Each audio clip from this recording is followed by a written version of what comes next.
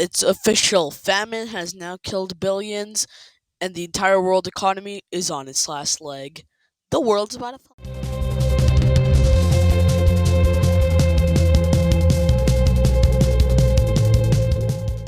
Right. So it's episode 27. This episode is episode 27, I think. Yes, it is. So that means we are now only 3 episodes away from episode 30, and if you guys remember, that's when this entire series is going to change, because that's when the Cold War finally ends and a new world order will begin.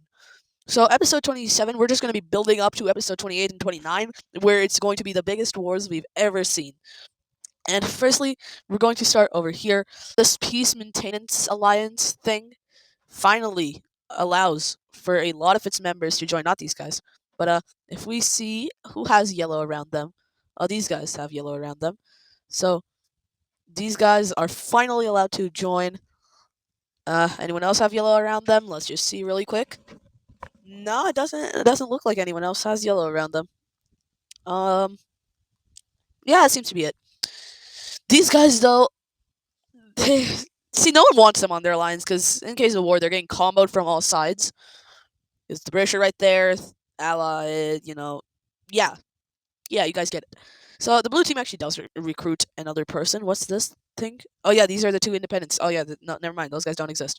The British though, they recruit another person. They're gonna go ahead. They're gonna recruit not only Nunavut, because well, Nunavut's kind of forced to, but also these guys. And now we're gonna move into the Nordics, where stuff finally happens. The Kievan Rus, they want Denmark on their team, but Denmark wants to stay neutral. So they settle for the Nordic Union right here, and Norwegian Republic, feeling a little threatened because of that, does just end up joining the British. Flipperland continues to remain neutral. Uh, Stanistan and these guys are on their own thing. These two actually do sign a defensive pact, but you need at least like 3 people to have a real alliance thing. Meanwhile, the Korean Peninsula falls into warfare once more, and teams are kind of flipped now, aren't they?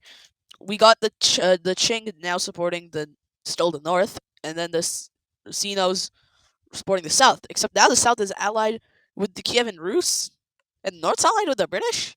It's weird. Anyway, they do get into a war. It starts off with the South's invasion of the North, which does pretty well, pretty well. Southern Korea, as I call it, will do very well in this, and they will push back all the way over here. The Qing, however, used this moment to basically justify a war against Manchuria, as they say they need to get over to the north fast to help the north in its war. Very quickly, Manchuria is going to be really mad, also unable to do much, and the Qing will eventually just focus on Manchuria itself with the excuse of the North needing support. This is one, very dishonest. The North does need support. However, that's not the reason the Qing are doing this. They're doing this for land gain. That is especially clear once the South continues moving in, eventually capturing an even bigger region. And with the help of the Nagasaki Republic, they get all the way over here and eventually capture all of this land, pushing to the Manchurian border. The north at the Manchurian border is now cornered. The Qing finally do arrive though and do help with a huge pushback, eventually helping with the pushback over here as a little bit of like kind of a spearhead forms to push back. This spearhead forming is mostly because the coasts are very, very heavily engaged, I guess. Over here, once they get over here, they do pump up their resources for a full-on invasion of the south, which goes pretty well. They do a lot, and now they're gonna get over here, and they're going to kind of like stay down here now because resources. Meanwhile, the south continues their push into the north, capturing all of this, and now getting closer to Kievan Rus. Actually, not even close. And then there. So with this, we have a peace treaty. Yay! Right. So in this peace treaty, we have a couple of things happening. Firstly, southern Korea is now more north, east, west, and south than northern Korea, which is weird. Right here, right here. Northern Korea isn't really northern anymore because, as you can see right here, it's much more Southern Korea is more northern now. Also, we have a all the coast is just southern Korea now. This should be outer and inner Korea. Anyway, the Qing annex a bunch of land over here from Manchurians, And as you can see, the Northern Korea was able to join the alliance now since the war is settled. Southern Korea, however, did not actually get a chance to join the Kevin Roos's alliance.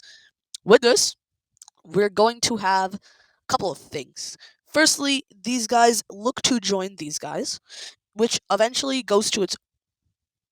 What the hell? Is this the same color? No, it's not. This, huh?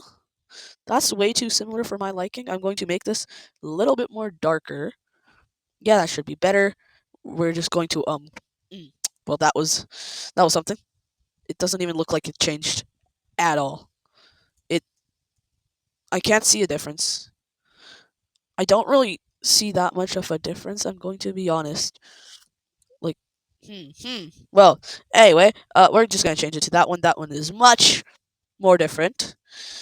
So those guys, Madagascar gets changed. Either way, the Persian, they now look to join these guys. However, they're probably not gonna get to, just because of the fact that this is a very exclusive team of people who are not usually involved in wars.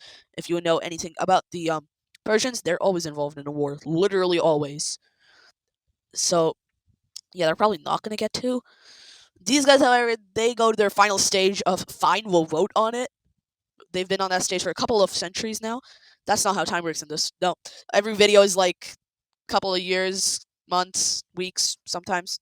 I don't know. I'm not gonna give an official canon thing on how long each video is based on time in this world. You guys can figure that out, I guess. Like every minute is around something. Yeah. Okay. Anyway, so these guys now, they do though go into the thing of fine. We'll see. And so let's just draw them right here like that, and then circle them in yellow because that's what we do. Circle these guys in yellow, and there we go. Now we are actually going to have an event, a serious event, that's going to lead to episode 28 and 29 at the end of this video. So make sure to stick around. Firstly, some tidying up things to do. We have the Kievan Rus now piling up a large majority of stuff over here, troops, and paying the Siberians a lot of money to do something. What that something is not getting involved in war. Basically, they declare war on Stanistan and pay off the Siberians to basically ignore the what's it called, the the defense pact. So yeah, and with this, the Kievan Rus pushes way far in, and everyone kind of hates Siberia because of this. However, the people in Siberia are pretty happy because that was quite a bit of money. Also, after this, we have to take a look at the famine that's spreading because this is going to be one of the reasons the famine spreads. Now, as you guys all know, we already have quite a bit of famine in poverty areas like Africa and this part of Asia and everywhere in the Americas because they solely rely on people sending ships full of food. So that would but that is going to get escalated hugely by the Kievan Rus' invasion, as the British and allies are going to start conserving food for one, in case of war, but two, they're also going to do that because they need to send over some food over here and also pile up food for when inevitably Stanistan collapses. Because Stanistan, not previously mentioned, is by far the largest food producer of the world, besides, well, the Red Team used to be, and also the Qing are right now. However, the problem is they are not the biggest. The Qing, they are not the biggest exporters. The biggest exporters are these guys. So for production, it's Qing, and then these guys for exportation. The Qing, they don't really do anything with their crops. They basically let them go to waste and then just like feed them to cattle. These guys export their crops everywhere. The Mughals are also in a pretty good. The Mughals and Persians are in a pretty good place to make crops, except the Persian culture is heavily based around meat, not in our world, in this world. And the Mughals, they are way too destroyed to be able to afford that. They also have water crises, so they really can't even afford to use the water for that. So yeah, with the inevitable collapse of Stanistan, we also have Stanistanis no longer really able to produce crops as their lands are currently getting burnt down and they're more focusing on getting the heck out of this country before it's destroyed. Most of them go to Persia, some go to Tibet. The ones who go to Tibet die instantly. One, because a lot of Tibetans, they don't like Stanistan, but all because, well, war, but also because the harsh climate in Tibet. Also, all the climate stuff, it's mostly not based on our world, it's also different. But the harsh climate in Tibet is very, very different from Stanistan. So all the people that go here aren't really prepared for the climate and die, sadly. Manchuria, meanwhile, they settle. The Qing are willing to take in support. However, the people aren't. Only the elites are, mostly because of the British alliance thing. So yeah. Meanwhile, the Kievan Rus they continue spreading in, capturing large majorities of land, and eventually they do stop over here and talk peace. However, these talks, after a pushback over here by the Kievan Rus, come to an end as, or no, a pushback over here by Stanistan leads to the talks coming to an end, and the Kievan Rus now lock down that front side of the country's front and mostly focus on here so that they can preserve the population somewhat and trap people in here who are running away, which for the most part goes to plan.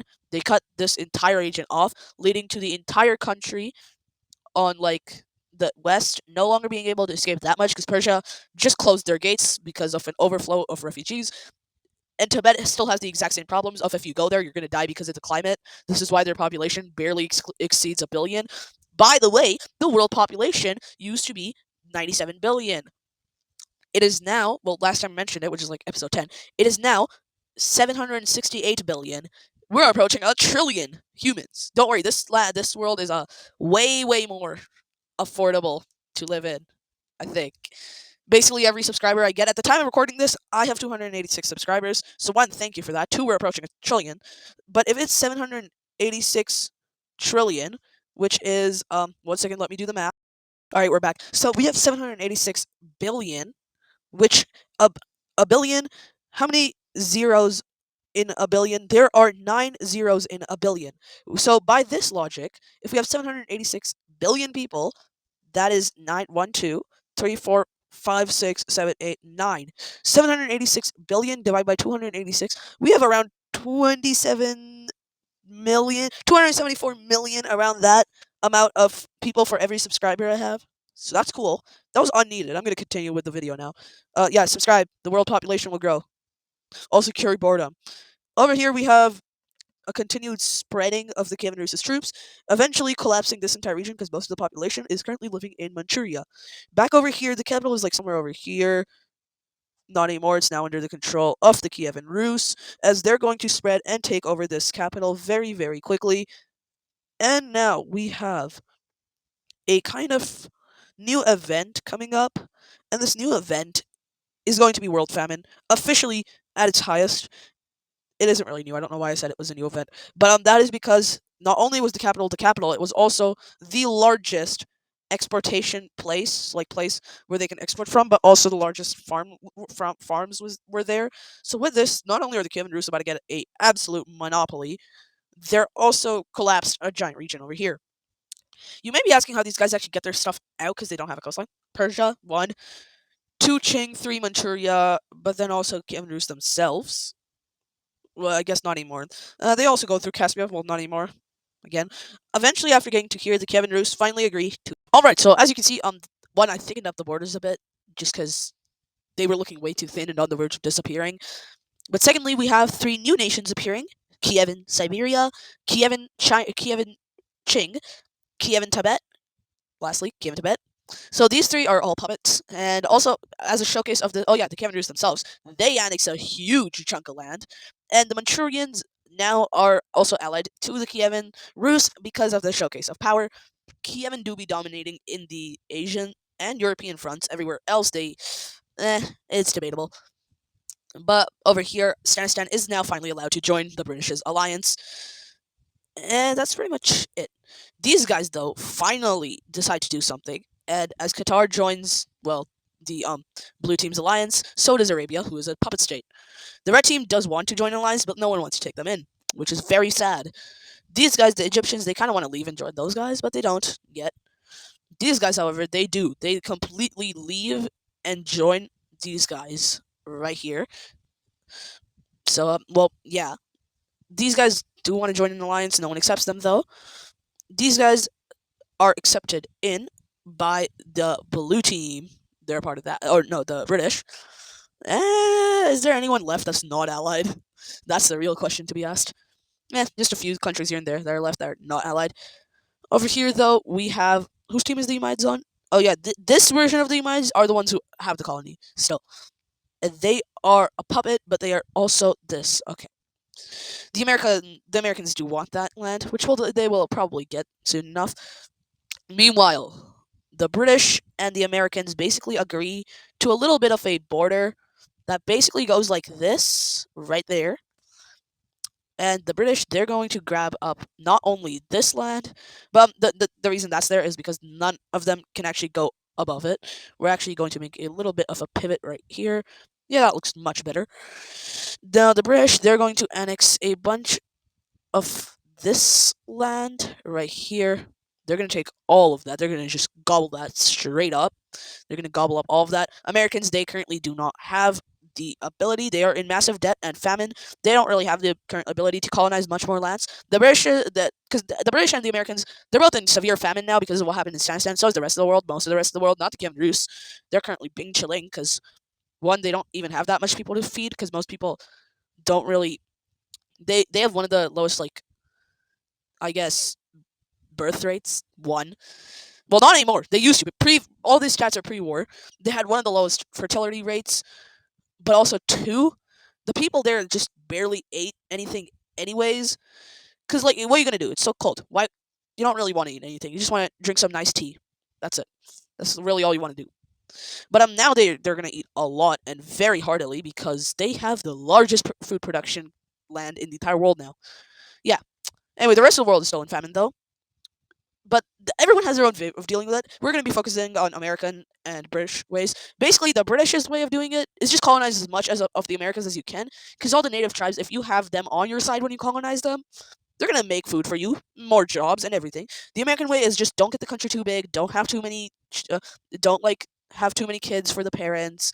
Just keep the population under control, colonize as less as possible. Just don't get too big. We don't want too many people to be having to be fed. And so, yeah. Meanwhile, the Aztecs, they're going to quickly grab up a little bit more. Everyone's going to grab up just a little bit more now because of the Aztecs are going to grab up a little bit more, but they're going to grab up a little bit more, like a real little. So they're just going to take that. Blue team, they're going to take not only that, but also that, but also uh the American. Yeah, I think that's it.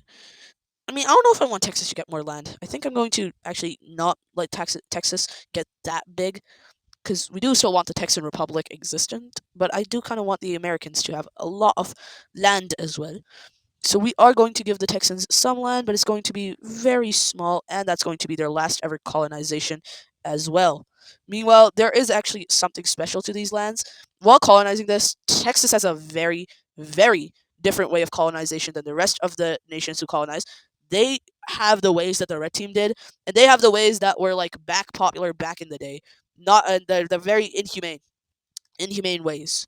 So, in response to this colonization, this was actually a tribe.